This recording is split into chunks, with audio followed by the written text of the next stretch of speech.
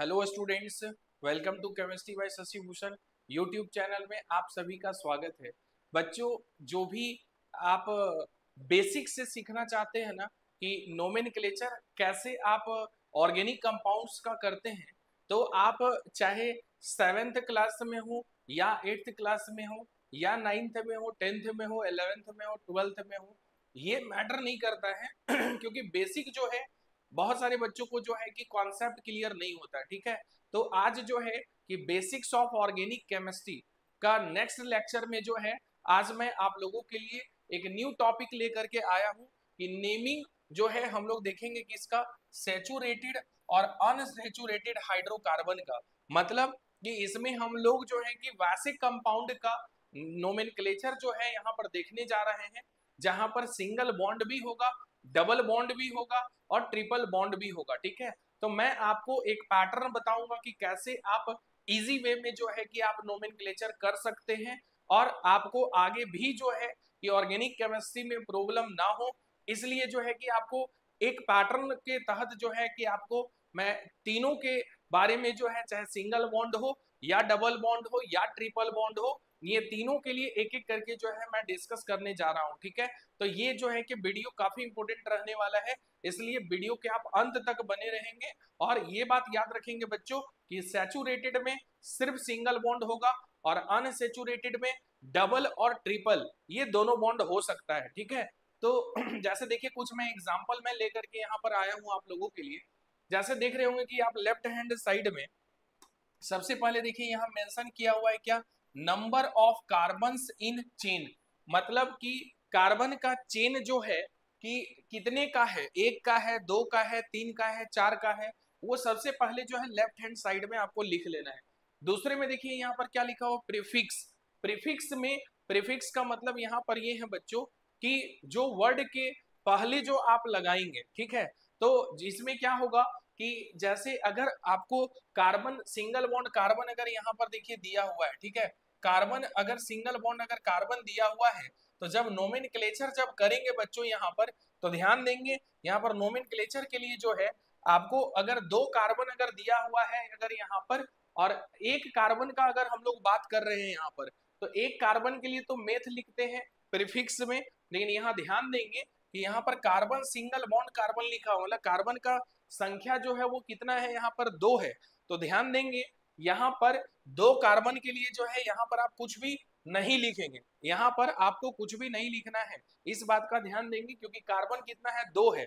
और यहाँ पर देखिए डबल बॉन्ड दिया हुआ है, तो मेथ जो है कि मेथ का मतलब है कि एक ही कार्बन जब होगा ना तब आप जो है कि मेथेन लिखेंगे, अदरवाइज आप मेथेन नहीं लिखेंगे। कार्बन डबल बॉन्ड कार्बन है, तो यहाँ भी दो कार्बन है और यहाँ पर भी दो कार्बन है। डिफरेंस ये है कि यहाँ डबल बॉन्ड है और यहाँ पर क्या है, ट्रिपल बॉन्ड है। तो अगर एक कार्बन अगर दिया हुआ रहेगा बच्चों, तब जाकर के जो है कि एक कार्बन के केस में आप उसका नोमेनक्लेचर जो है वो क्या लिखेंगे, मेथेन लिखेंगे, मेथेन। लेकिन डबल और ट्रिपल बॉन्ड में यहाँ पर जो है कि आप कुछ भी नहीं लिख सकते क्योंकि दो दो कार्बन है। लेकिन अगर कार्बन एटम का संख्या अगर दो हो गया तो प्रीफिक्स में जो है कि आप क्या लिखेंगे, एथ लिखेंगे। ठीक है, जब कार्बन एटम का संख्या कितना होगा, दो, और जब कार्बन कार्बन के बीच में सिंगल बॉन्ड होगा तो आप क्या लिखेंगे, इथेन, क्योंकि आपको पता है सिंगल बॉन्ड जो है वो अल्केन कंपाउंड में जो है कि हम लोग यूज करते हैं। सिमिलरली यहाँ पर देखिए कार्बन कार्बन के बीच में डबल बॉन्ड है,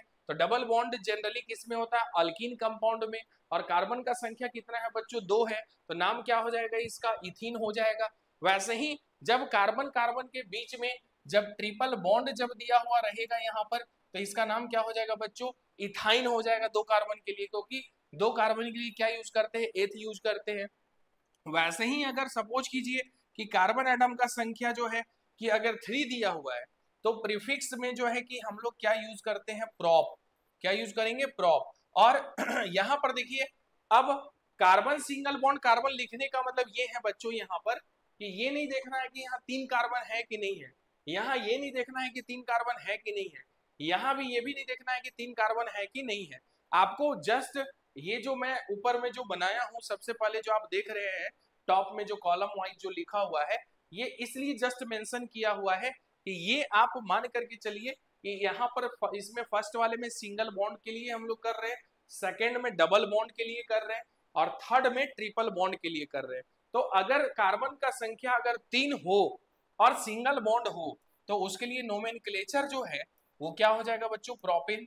और अगर डबल बॉन्ड हो तब यही क्या हो जाएगा, प्रोपीन हो जाएगा। और जब ट्रिपल बॉन्ड हो तब क्या लिख देंगे आप उसको, प्रोपाइन लिख देंगे। वैसे ही बच्चों जब कार्बन एटम का संख्या चेन में कितना हो, 4 हो, तो 4 के लिए हम लोग क्या लिखेंगे बच्चों, ब्यूट लिखेंगे। और जब अल्केन कंपाउंड का बात करेंगे तो यहाँ पर क्या हो जाएगा, ब्यूटेन हो जाएगा, यहाँ पर क्या हो जाएगा, ब्यूटीन हो जाएगा, और यहाँ पर क्या हो जाएगा, ब्यूटाइन हो जाएगा। तो बच्चों इस प्रकार से जो है कि आप घर में जो है कि बैठ करके